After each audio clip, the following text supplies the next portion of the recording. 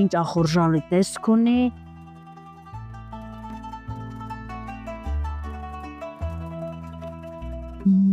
Արդեն պահածոացնելու ժամանակն է։ Անցան գործի։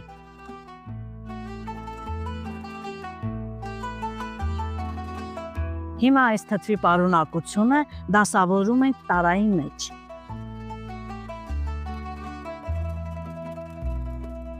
Այնպես պետք է անենք, որ բոլոր բանջարեղեններից էլ կարողանանք տեղավորել։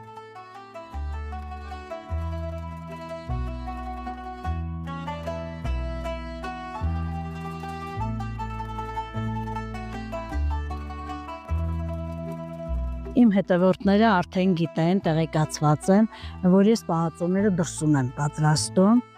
Դրսում ես ավելի հանգիստ եմ լինում, ժողովուրդ ջան։ Ներսում մի քիչ լարվածությունը շատ է լինում,